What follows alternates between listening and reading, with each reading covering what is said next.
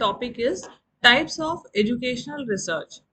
There are different types of educational research and we will discuss two of them. First is according to purpose and second is according to the nature of the treatment of the subject matter. According to first categorization, or we can say according to purpose, they are of two types. Sorry, they are of three types. First is fundamental, applied, or action research. Fundamental is also known as basic research.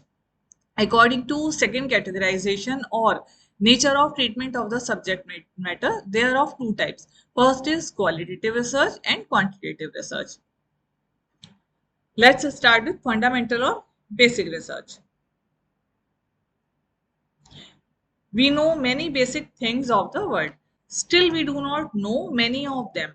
For instance, we know very little of ourselves, but our own behavior. From the psychological point of view, education is a behavioral science. For quality of education, it should be tuned to behavioral principles of human beings. But human behavior is very complex. Many facts of this area have been explored. Many aspects of human behavior have been explored by the psychologists and other researchers. Yet many things are yet to be explored by the researchers. Most of the knowledge about human behavior attract educationists because it can be utilized in several ways and it can be beneficial in the field of education. Exploration of this area of knowledge is of immense help for educationals. This necessitates research in this field of knowledge. The aim of this research or this type of research is to discover rules and theories which remained unnoticed till now. So, main aim is to discover rules and theories, to establish rules and theories which were unnoticed and or which was unexplored by now. Fundamental or basic research intend to explore those broad areas. Theories are developed on the basis of observation on a limited number of subjects. Subjects selected for such observations are done in such a way that are the result obtained is extendable to the end or which can be generalized to the entire population of the subject which is to be studied or which has been studied. Subjects selected for such observations or experimentations may be human beings or other living beings. They generally studies the behavior of those organisms under certain circumstances. They are just interested in knowing the facts only. They are not interested in their applications but knowing facts. These findings may help workers of different field, but that is not the lookout of the basic research. Such type of researches are conducted in the field of behavioral sciences, which is generally dealt by which is generally dealt by psychologists. These studies are conducted under such conditions that the result obtained may safely be generalized to a certain population, certain kind of population. Physical scientists conduct such experiments in laboratory, but in case of behavioral science, it may not always be possible to use laboratory, but they contrive the situation in such a way that they become as good as laboratory. Such conditions are known as laboratory-like conditions. As stated above, behavioral scientists are known to utilize lower forms of animals like rat, pigeon, money, etc. in addition to human beings as their subjects. Like you might have heard about certain theories, Skinner's cat and Thorndike's cat, Skinner's rat, etc. In fact, basic researches are conducted in different fields, but the educationists are interested in finding of this area because education itself is interested in behavioral changes of human beings. As such, they take interest in the finding of this area, different theories of learning, different theories of human development, theories of personality are contributions of basic scientists towards the field of education. For example, we can cite the examples of, like I was talking about, Watson's theory of learning, theory of operant conditioning, Piaget's theory of human development, which have extensive use in education. For the details of those theories, we should consult books on educational psychology. Next is, and very important, is applied research. Don't we try to benefit ourselves with the available stock of knowledge? Do we always discover or find something new for benefit or to enhance our knowledge? No, it is not possible every time. So then comes applied research. Knowledge utilized is in fact knowledge useless. In physical science, whenever a pure scientist presents a new theory, a second category of intellectual takes interest in finding probable area of their application where some knowledge or certain thing can be applied. Not always finding, it can be applied as well. They are generally known as technologists. We can take the example of Einstein's theory of relativity. Principle of mass energy continuum was a part of that theory. As soon as it was discovered, technologists came forward to utilize it to serve their purpose. War technologists utilized it in constructing atom bomb. Its capacity at once drew attention of everybody.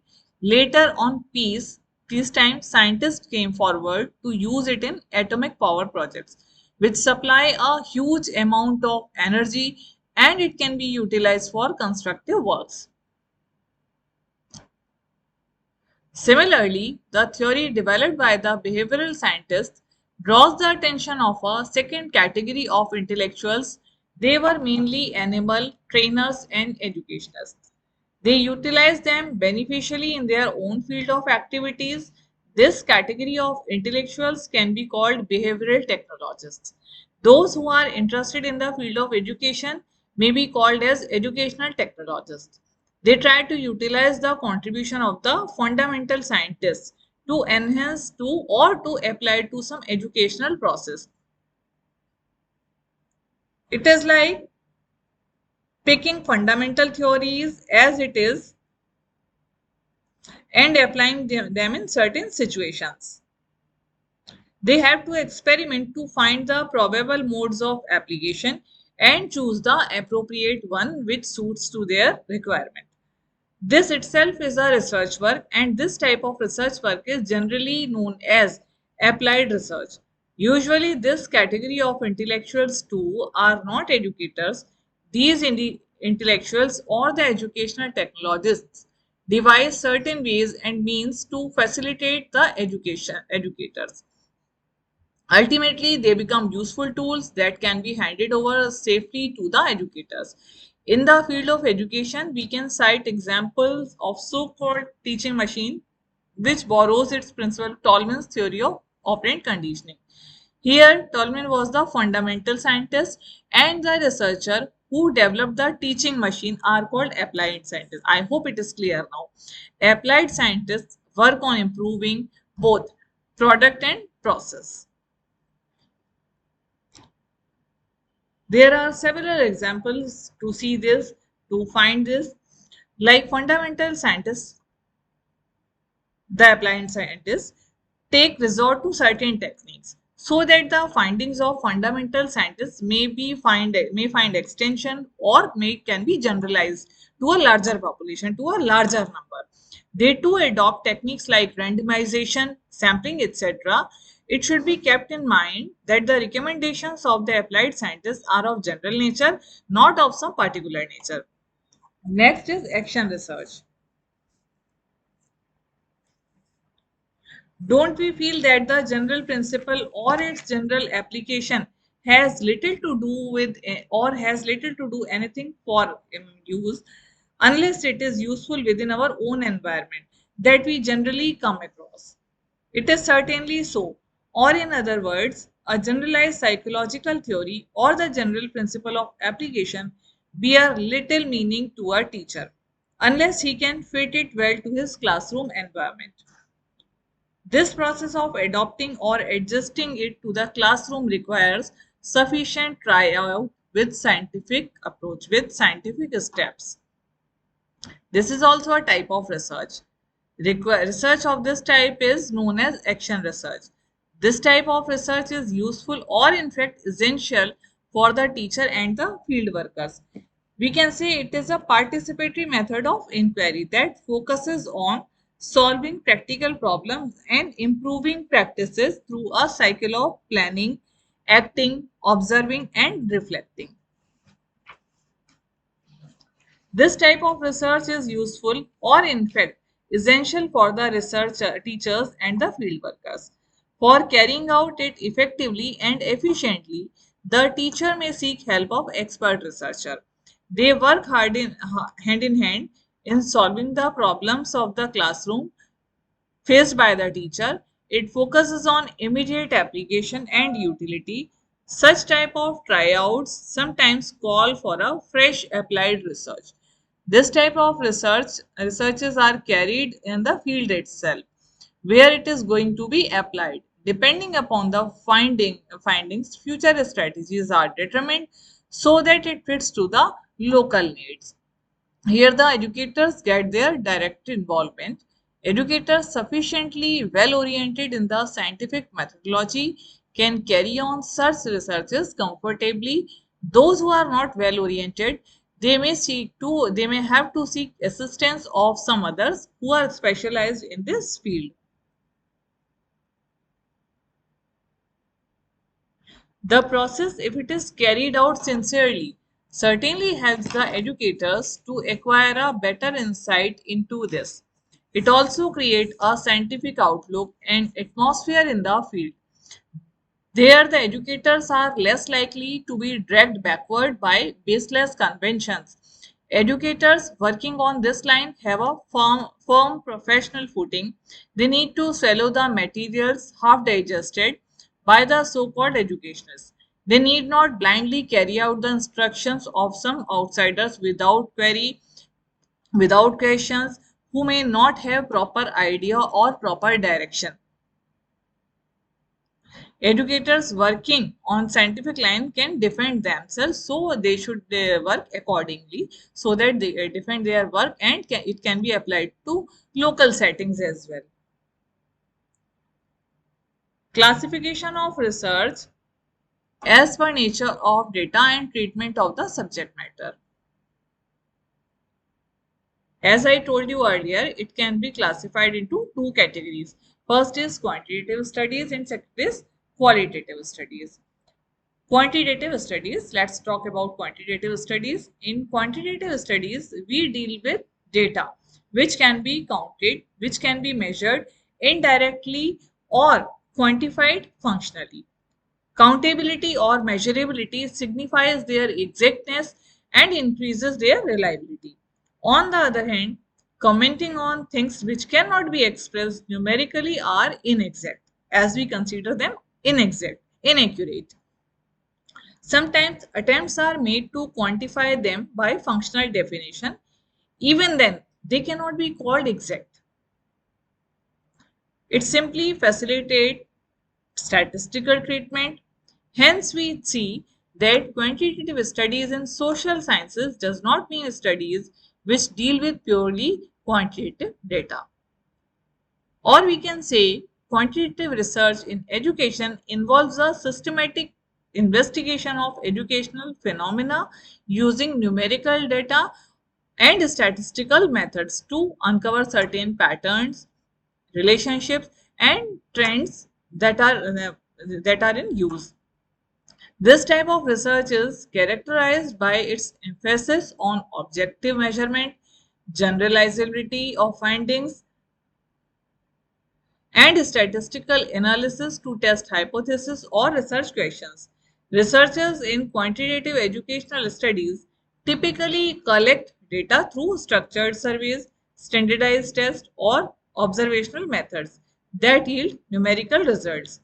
These data are often analyzed using statistical techniques suitable for researchers, suitable for topic such as correlations, regression, t-tests to draw conclusions about the relationships between variables or the effectiveness of interventions. Quantitative research provides insight into educational outcomes, student performance, instructional strategies, and the impact of policies or programs on educational systems.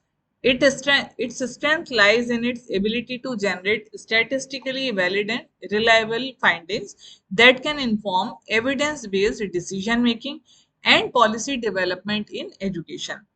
However, it also requires careful consideration of research design, sampling methods, and the interpretation of statistical result to ensure robust conclusions that contribute to the broader understanding and improvement of educational practices and outcomes.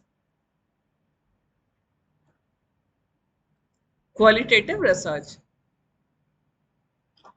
Earlier, social scientists tried to adhere to the quantitative data, which was considered very exact, accurate, measurable, due to the inconvenience of handling them. But in social sciences, several new trends emerged recently, and there are many circumstances where it is almost impossible to think of quantitative of collecting quantitative data. In such cases, the only alternative is to take resort to qualitative data. In such researches, qualitative data are carefully recorded and sorted out in appropriate manner, and they are carefully analyzed. Qualitative researches conducted with proper precautions yield fruitful results and can lead to the development of valuable theories. Sigmund Freud's theory of psychoanalysis, Piaget's theory of stages of development based on the generic epistemology are examples of successfully qualitative researches. It is a method of inquiry that focuses on understanding people's experiences, behaviors, and the meanings they attach to them. So, it involves collecting non numerical data such as through observation, interviews, and written text to gain deep insight into a subject. This type of research emphasizes the exact context and complexities of human interactions, and they are often used in social sciences to explore topics like such as human behavior, culture, social processes, beliefs, etc. So the goal is to provide a detailed and nuanced understanding of the subject rather than to generalize findings to a larger population. So this is qualitative research. I hope you have understood the things, and again you will try to find out what is qualitative research, what is quantitative research, and you will go through the matter once again. Thank you.